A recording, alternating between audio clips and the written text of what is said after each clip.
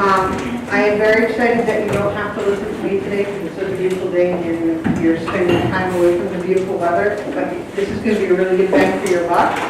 We got Jess Kimball here who's going to talk about midwifery care to help balance all of the stuff we were talking about hospital care. Jess works out of the Maternal Mortality Center. She is a doula. She will be a birth assistant, so she has a really awesome experience in the other side of work that I have hinted at, but she's definitely an expert, so we're really privileged to have her here. I did send you guys all an email that she will be recording the session. And then when Jess is done, we will go over the midterm, and you guys will have the weekend in front of you to do as you do. Any questions or concerns before we get started? All right, I'll turn it over to Jess. Thank you. So I'm Jess. I am a full spectrum doula. I have a private practice, and then I also work with Sacred Transitions. We do home birth delivery and then delivery with the Midwives Model of Care Center. I'm currently a midwife's assistant there, but beginning my CPM program to become a midwife through the PEP process. So it's self-paced. It takes a minimum of 2 years. I've been attending births for 5.5 years now. So I'm going to be talking about the Midwives Model of Care and then the African Babies Don't Cry study. So the United States has the highest maternal mortality rate of any developed country.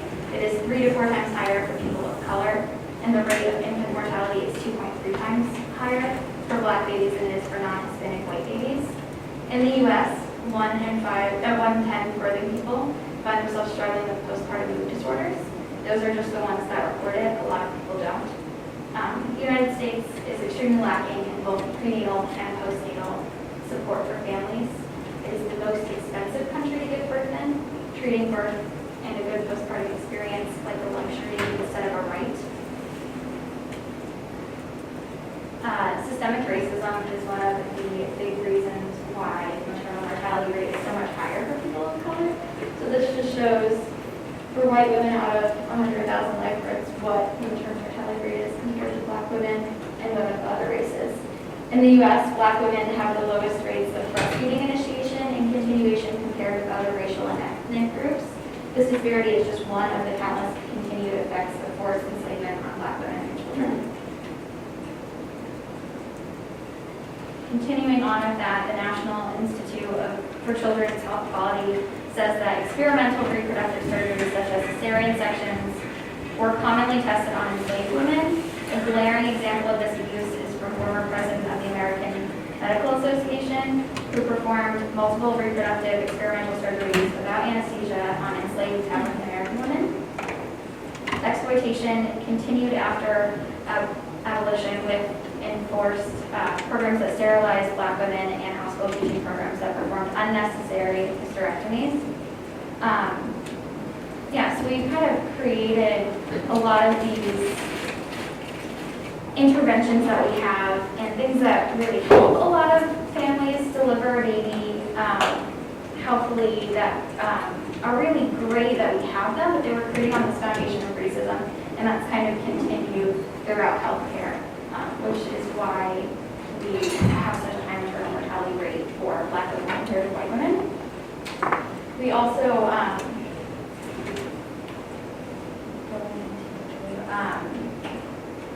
so the model of care that we follow. When you have a provider who doesn't look like you, it can be harder to trust the provider. So people of color go to doctors for care that don't look like them. They feel intimidated. There's kind of this authoritarian person of power thing going on where the patient doesn't really trust the provider and they're not getting adequate time with the provider to really build that level of trust. Obstetricians are trained in how to get a baby out, while midwives and nurses are trained more in how birth acts. Holly Kennedy, professor of midwifery at Yale, says that scaling up midwives would avert over 80% of maternal deaths.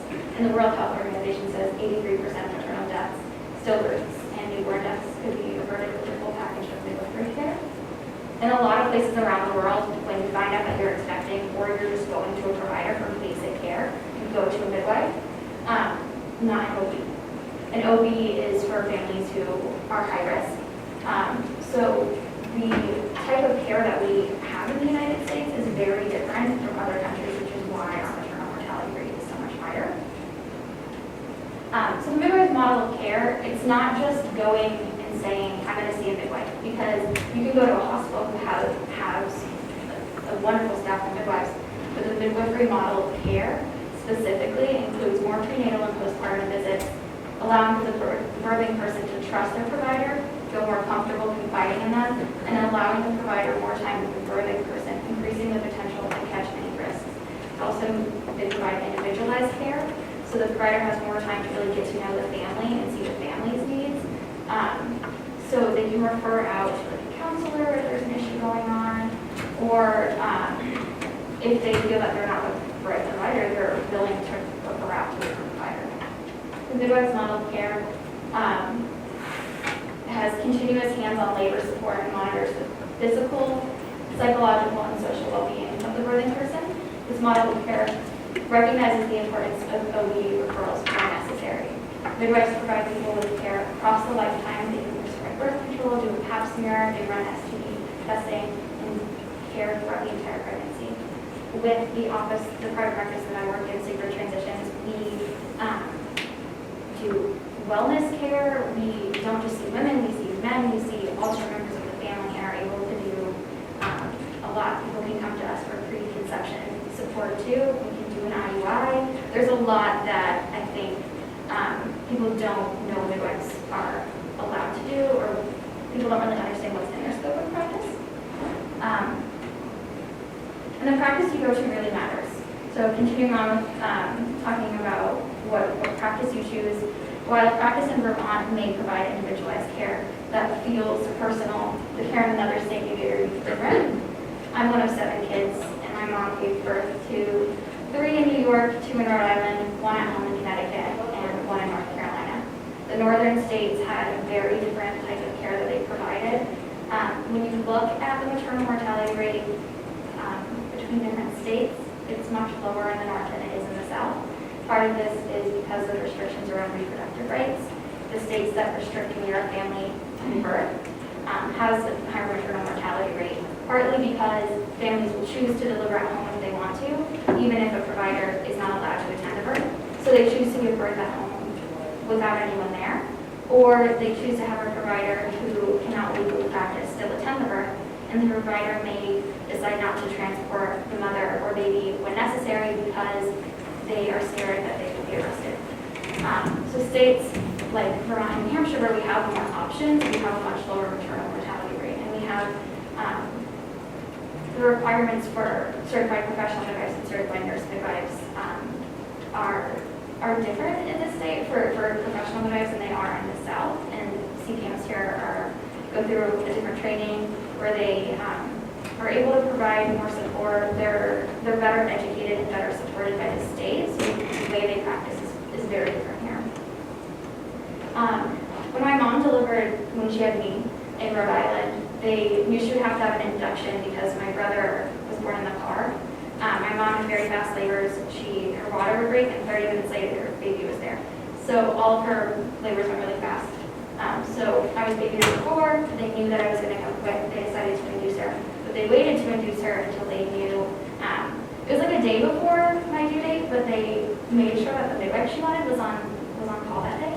So she knew exactly who was going to be delivering her baby. That midwife is still practicing in Rhode Island. Her name is Debbie Drew, and she has records of each birth that she attended because she felt it was important to record every birth because these records show how important midwives are. My mother's experience in North Carolina was less personal. It was baby number 7. By then, she knew what she was doing. That baby was coming fast. They really controlled what she did throughout the labor. They didn't want her to stand in the shower. They wanted her on the bed, not moving around. The hospital she delivered in was a hospital that was known more for, if you were high risk, that's where you were going to deliver, but some people chose to deliver there anyways. So that impacted the care that she got. But she saw a different provider at each appointment. She didn't really get to know the provider and had no idea who was going to be at birth. It could have been one of the any 20-something providers it felt very disconnected. They were much larger practices, and it still is that way. My sister just gave birth in Carolinas in the same town, different hospital, but she had no idea who was going to be delivering her baby, and ultimately they pushed for a C-section, and she had no idea who was going to be doing the C-section. It was just show up and have your C-section. Even the midwifery practice up north are smaller, so you can choose to see one provider. A lot of people that choose hospital midwives will see all of them anyways, because even if you choose to see one, that might not be the one delivering your baby, but you're closer to like 5 to 10 midwives on a team, and you can get to know them throughout your pregnancy and feel a little more comfortable with them. So saying the Midwives Model of Care, again, it's not just, oh, if you're a midwife, this is the type of care you provide. It's a very specific model of care with more appointments. The normal follow-up appointment after giving birth is 6 weeks. You have your postpartum visit. Your baby has appointments with a pediatrician before you're even seen after you give birth. I've seen a lot of families I work with go to the pediatrician for their newborn's checkup, and they ask the pediatrician questions about their own healing because they don't have an appointment until 6 weeks postpartum, and they have questions, and the pediatrician has to say, I'm sorry, but I can't answer this. That's not my job. You need to ask my provider. And then they're told, we'll cover it at the 6-week visit. Midwives who at birth centers and who do home birth usually have more visits. So we do a visit day 1, 2, 3, 5, 7, and then day 7, 8. That's when they come into our office, and we do visits throughout that second week. But we're seeing them and checking in on them, making sure that breastfeeding is going well, that they're getting good nutrition. We bring them a meal for the mom that's very nourishing, and we do a lot of postpartum practices that are traditional practices from all around the world to really support full body healing and bonding between all members of the family. Because it's not just the mom and the baby bonding, it's anytime. Someone once said this thing to me about anytime a new employee is brought onto a team, the team completely changes. You might have relationships with the people, you might have relationships with the students in this class, but if a new student comes in, the dynamic is going to completely change, and we have to adjust and welcome a new member in. When a new baby is brought into a family, the dynamic is going to completely change. You still have those same relationships with your child and your partner and whoever else, but things are going to shift. And everyone in the family deserves an opportunity to really adapt to that change, and the baby deserves that opportunity. And so does the mother, that time to rest and really feel settled. So equity over equality. We want every family to have the same opportunities, but when we say the same opportunities, the way I look at it is the same goal. If a mother wants to go back to work and so does the father postpartum, they both deserve that opportunity, but how they get there is going to be completely different. The birthing person has a longer physical and mental recovery and will require more support. So the goal may be the same, but how we get there and the support we offer each family is going to differ, and that's why individualized care is so important. There's these standards that we have in nursing of how we do things, but it might have to look different for one family to get to that same end goal. I really love the saying, it takes a village, but I also kind of hate it because we say it takes a village and then we send families home with their baby and we're like, okay, go find your village. And it's not really the time. You don't have the energy to go and build a community, and a lot of people don't realize they need that strong community until they're really in the trenches of postpartum. But I think we also forget that these members of the village are nurses, doulas, lactation consultants. All of these people are part of the community, and you may be, this is your job. You're hired to provide some level of support to a family, but you're still part of their village and part of their community. So I think it's really important to provide families with as much education as possible so that they can trust their gut, but also have them know what resources are out there and who they can reach out to, and kind of what the support a nurse provides and what lactation consultant provides. I think it's also important for providers to connect with other people in the area because I've seen a lot of providers feel like it all falls on them. Like as a nurse, you might have to, you might have one specialty, but because you went to nursing school, you feel like you can answer questions about something else. But if you don't feel confident in it, I think it's really okay to be like, you know, I think a lactation consultant would be good here. And I feel like I've seen a lot of people who don't want to do that, but I think it's so important because I know that like there's things that I just don't have experience on in the birthing world, and I might not be the best person to provide support for a family. So we refer out, and having those connections and feeling comfortable and confident making those calls, I think is huge. We're not meant to parent alone, which is why the village is so important. I remember my mom having like our neighbor get my brother and I off the bus if one of the kids got sick. Because when you have 7 kids and someone gets sick and then you have to take them to the doctors, you don't know like who's supposed to get the kids off the bus, who's going to manage everything. It really just throws everything off. But that neighbor was just a small part of our village where we could just text her and say, hey, can you get the kids off the bus and can they play in the backyard with your kids? I'll be home, 30 minutes after school gets out. And that was just a small thing that was so huge for our family. My mom told me about this time where she went to library story time. She had her first baby when she was 19. She didn't really have a village. She was in college. Her village, her personal village, was all of the students at the school. They weren't in the same position she was in, and although they were supportive, she also needed other moms to get together with and build those connections with. So she went to story time at the library.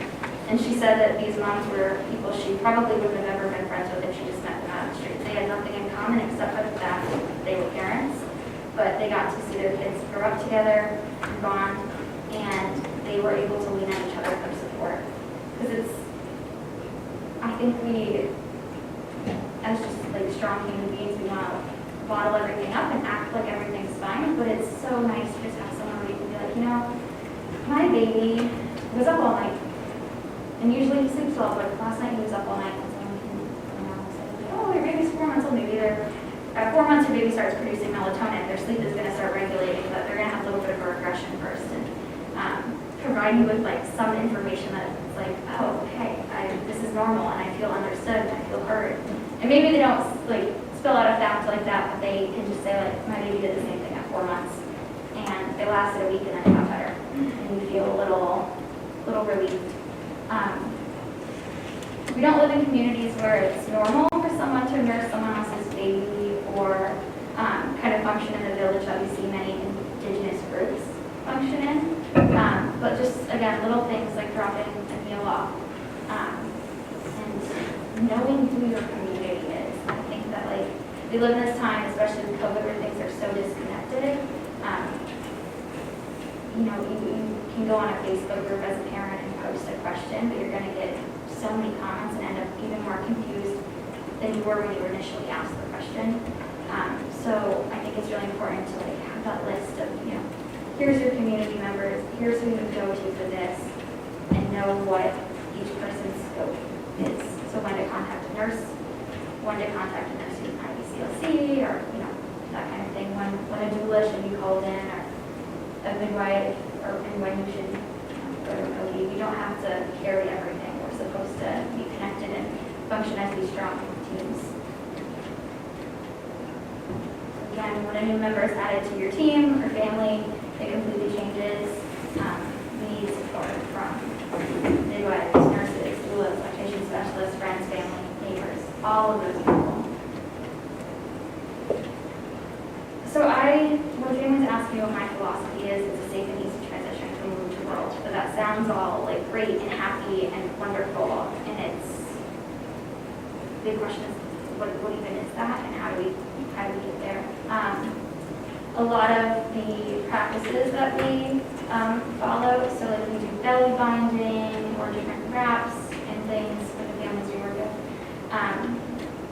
Cultural appropriation is really big right now, as it should be. There's a lot of things that we take from other cultures, so it's important to, when we recommend these practices, to remember where they come from and talk about the history instead of erasing that and kind of going into the whole, this is cool and new agey and trendy.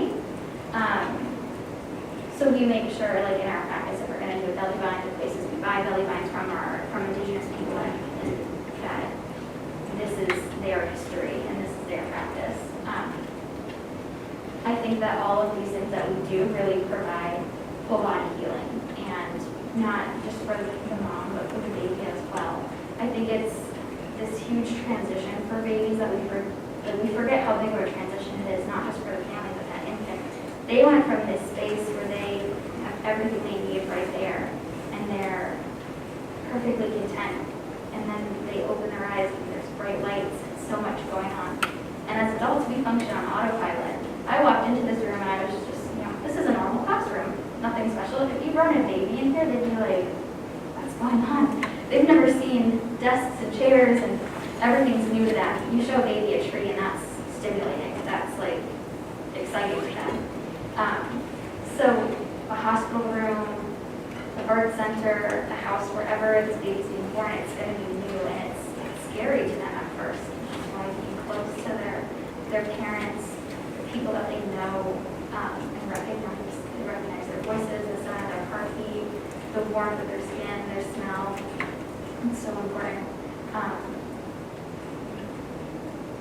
But having providers that really encourage that. I don't know if this is a term up here, but in the Carolinas, we had something called mother-baby friendly hospitals. And those are hospitals that promoted skin to skin, delayed birth landing, the golden hour, all of that. That's just time to settle in as a family and have an easy transition. I think that's so important. Baby wearing is great to keep baby clothes, using white noise, skin to skin. That all helps ease that transition and kind of simulates what they were experiencing in the womb. So when the parenting village doesn't exist, moms and dads everywhere are exhausted, confused, burned out, and just want to find someone who can relate to their current situation. So relating to their current situation, having people they can lean on, having parent groups that meet and just have peer support is so big. And of course it's different now with COVID going on, but even just a virtual group where you can just chat with other parents and feel heard and understood is so big. It's also important for their children. They're able to connect and learn how to properly trust other adults, because there are going to be other adults in a child's life, and they know that their parents are supposed to be the safe people that they can trust the most, but they also, one day they're going to go to school or somewhere out in the community where there's going to be other adults. They should know who are safe people to be around and learn how to trust people. And a lot of that is goes into the African Babies Don't Cry study. So it takes a village to raise a child. It's an African proverb that means that an entire community of people must interact with children for those children to experience and grow in safe and healthy environments. There's also the saying, Africa taught that the world how to take care of their children.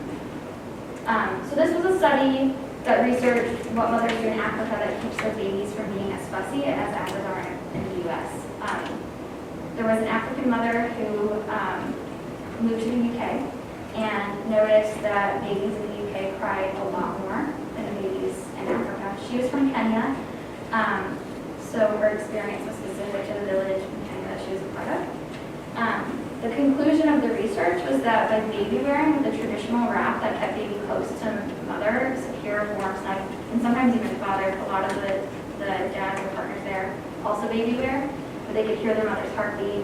They could easily nurse on demand while being born, and the movement of their mother walking kept them calm because it was familiar to the movement they felt in the womb. Babies are wrapped in a big large blanket before they're even put in the traditional wrap carrier. They're closed off from the outside world because the baby doesn't know how to gauge the energy of the person they come in contact with and know if that person is safe. So going back to children going out into the world and needing to understand who's a safe person to be around, they learn that from their parents, and they need to see their parents doing that first. So they're guarded from the world and kept safe and close to the person that they can trust, and then slowly are brought out into the world. When you go to, people say that when they've gone to Africa, you don't really see a baby. You might see like a foot hanging out of a carrier, but you can't see the baby. They are like completely closed off to the world, but they're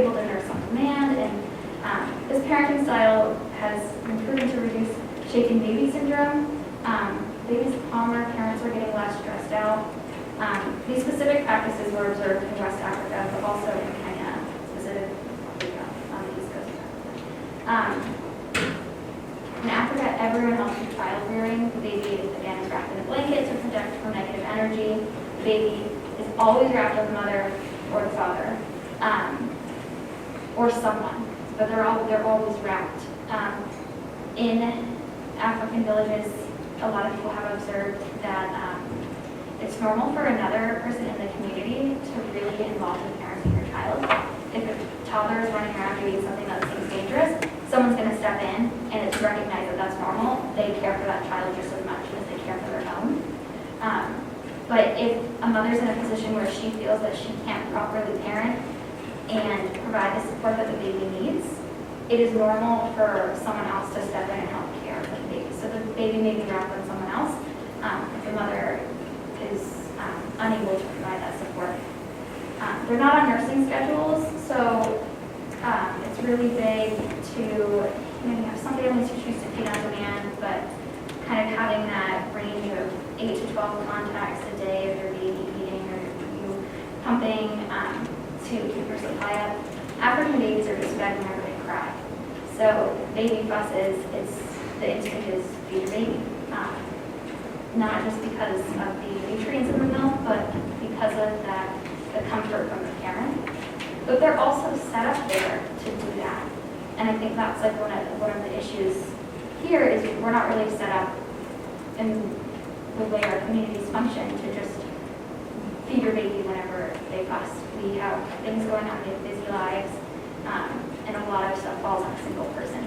So it's also important to recognize that a lot of the practices they do there, we can't exactly just wake up one day and switch to here. Young children might go and live, they might even go live with another family if the mother is in a position where so here's something you need to break. They also practice undisturbed birth. So when the laboring person is in labor, they're left alone and they kind of just focus on guiding themselves through birth. When a provider needs to speak to them, they speak very quietly, close to their ear. They're encouraged to push, but not told to push. They're told to trust their body. And the lights are kind of dim. It's a very calm space. When my mother had her home birth with baby number 6, she asked her midwife, this was a certified nurse midwife in Connecticut, who now works in Canada, and does like a bunch of really amazing research. She was just an amazing midwife, and my mother asked her, well, so first there was a delivery going on. My mother called the midwife that was supposed to come. There was a team of 2 midwives, and the midwife said, "Oh, you have a while. You're fine. I'll head over in a little while." My mom was like, "No, I had a car birth where this baby's coming quick." She called the other midwife, and the midwife said, "Okay, I'm coming in my pajamas. I just need to, I really, I know this is going to be fast, so I'm coming as quick as I can. But I'm not going to speed because last time I got pulled over and then I got there even later, so I'll drive as fast as I can. I'll be there soon." And she got there, and the baby hadn't been born yet, but my mom said, "Oh, do you need to do a cervical exam? Like, do you need to check and see how dilated I am? I feel like I'm ready to push." And she said, "No, if you feel like you're ready to push, you're ready to push. This is baby number 6. You know your body. Go ahead, push." The baby was born in the shower. He was the biggest baby out of all of us. This red-headed, green-eyed baby, when the rest of us were brown-haired, blue-eyed babies, and we always joke that the home birth baby and the car birth baby are the 2 that there's no chance that they were switched at birth, but they're the 2 that look the least like the other 5 of us. He was born in the night. My mom was blasting the Dixie Chicks and just in the shower had her baby. I remember my sister came in my room. I was 5, 6 when he was born, and said, 5? Yeah, 5. She came in my room and said, "The baby was born, you should come see it." And she had cut the cord. She was probably 10, 9 or 10 when she was born. No, she's 8. And she cut the cord. She came in and woke me up, and I said, "You're just trying to get me up for school. I'm not falling for this." I'm going back to sleep. And I went back to sleep, and then I woke up and it was hours later and school had already started. And even in kindergarten, I was like, this seems odd. And I go in and there's this red-headed baby in the middle of the bed. And my mom thought it was so interesting that this was such, like, she had an undisturbed birth experience.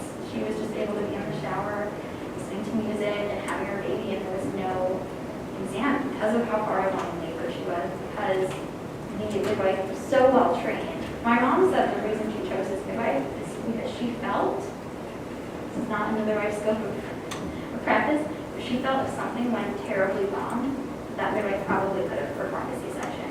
And just, she had no fear that anything, that if something went wrong, that the baby or she wouldn't survive. That this midwife was so well trained and so experienced that there was no chance of anything going terribly wrong. So she trusted this midwife and she trusted her body and she pushed the baby out, and that was that. Another part of undisturbed birth is no hats on babies. We're one of the only countries that puts hats on babies. And it covers up all the important oxytocin triggering newborn babies. So I don't know if you guys have talked about oxytocin. Oh, we talked a lot about oxytocin, but we also talked about putting babies hats on. Yeah. To protect them from getting cold. Yeah. So that's like what they would do in Africa is placing the baby on their chest and having the blanket kind of just completely over them so that the mother has access to smelling their head and triggering the oxytocin. But they're still kept warm. The rooms are also kept very warm compared to hospitals.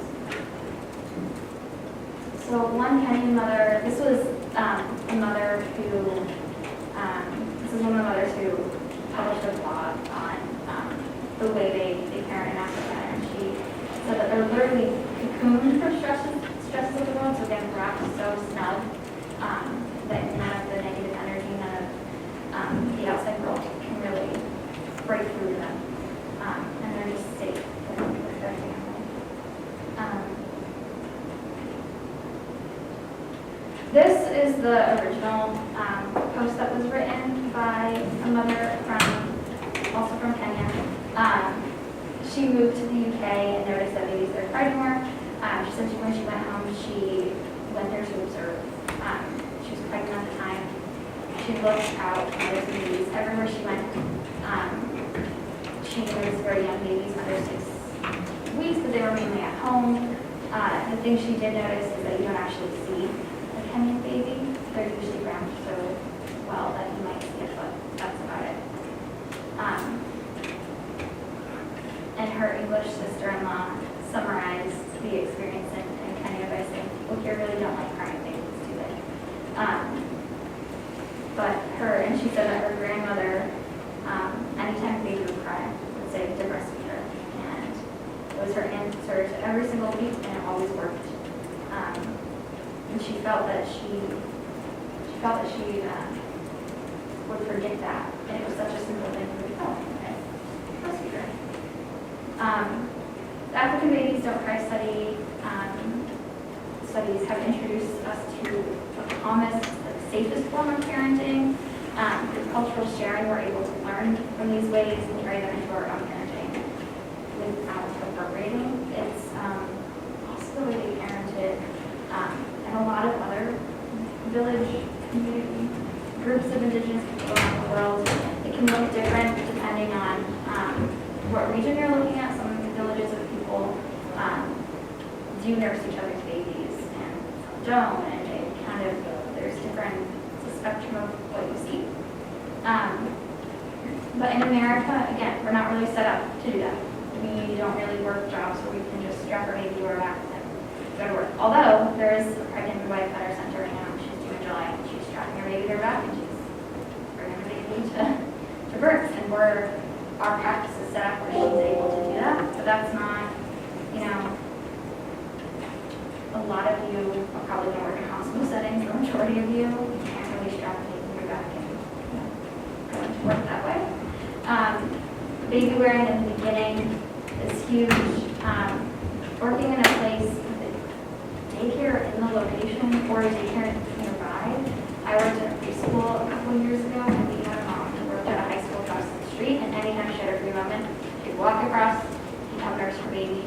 and just have that time for baby. Working in spaces that are equipped with a secure, comfortable place to pump or nurse when needed, making sure that your provider understands the policies that are in place to support nursing mothers and mothers returning to work postpartum. If you do work in a place where you can bring your baby in baby wear, that's awesome, but again, that's not normal. And having proper parental leave policies in order for both partners, both people, so that you can really get that adequate bonding between the baby and each member of the family, and really settle in to this new team that you have, before you're just going through another transition of your partner going back to work, or the other person going back to work. A lot of the families I work with, partners, feels like they were kind of something was stolen from them because they didn't get enough time at home with their baby. They had to return to work. I think the longest maternity leave I've seen with the family I worked with was 2 months. The average has been 2 weeks. The 2 months was kind of a really exciting exception. But every other family I've worked with has been around 2 weeks. A lot of times less because if it's not paid leave and you can't afford to take that time off, they might say you can have 2 weeks off, but you're not paid, so they might choose to go back to work right away. Human beings are the only species where we're still considered a fetus after birth for 3 months. So we need a certain level of support those first 3 months outside the womb, and parents cannot respond to those needs too much. So there's this idea that we spoil babies. It's an American idea. But it's impossible to care for your baby too much. So getting rid of this idea that you spoil babies, they're not manipulative, the baby's cry is purposeful. And when we allow a baby to just cry it out, research shows that what happens is there's this idea of self-soothing. But what we're actually teaching them is, so there was a study that was done on the cry it out method. And the first night, cortisol levels in the mother and baby went way up when they let the baby cry. The night when the baby stopped crying, cortisol levels in the mother did not increase because her baby wasn't crying, but the levels increased the same amount in the baby. They just didn't cry because they learned that when they cried, nothing happened, so they just stopped crying. But they're going through just as much stress. So in the very beginning, those methods have been proven to not be best for development, and it's important to just respond to their needs, especially in those first 3 months.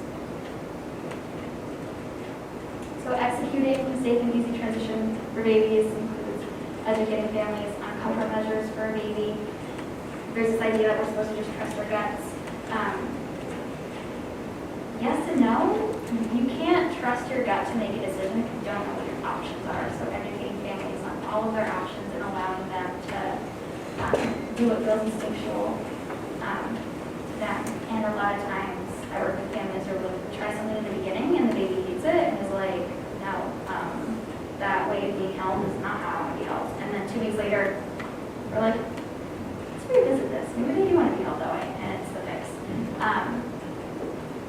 Executing this level of care isn't possible without the village. I think that the needs of a newborn haven't changed, but the amount of people involved in caring for a newborn has. There's a lot of families who bounce around and move to different states and don't have their parents right down the road to come over and help out. And they don't have that community, and it all falls on one person. And it's not possible to healthily and sanely provide that level of care to a newborn completely on your own. The feeding schedule that we put babies on every 3 hours in the beginning can feel like a lot when you go finish feeding your baby and then you still have to care for them after that. So it's not like you finish feeding your baby and then you sleep for a while. You might have things of this that the baby needs done, a diaper change, maybe they just don't want to go back to sleep and you can hold them and rock them. Having supportive people there that can just hold your baby so you can or take a shower or meet your basic needs. And we have this idea, this saying that you can't pour into someone else's cup if your cup's empty. How are you supposed to pour into your baby's cup if yours is empty? We can't do that for other people now. That how are we supposed to do it for it's put on us that we're supposed to. So just really returning to that full style care and increasing midwifery care. Just a few years ago, only 5% of births in the U.S. were attended by midwives, which is so mind-blowing to me because in other countries it's between 70 and 80%, and they have a much lower maternal mortality rate.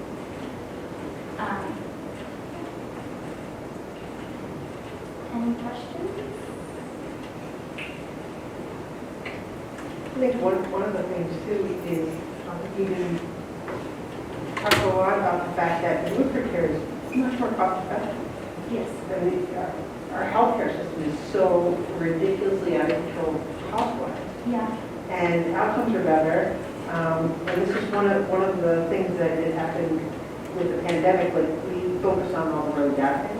One of the good things is midwifery care increased because people were scared to go into hospitals. And that was great because then they learned this better option. Yeah, my friend had a C-section with her first one. She had a VDAC June of last year at home, and she was on Medicaid, and they easily paid for a C-section in the hospital, covered it completely, no big deal, no question asked.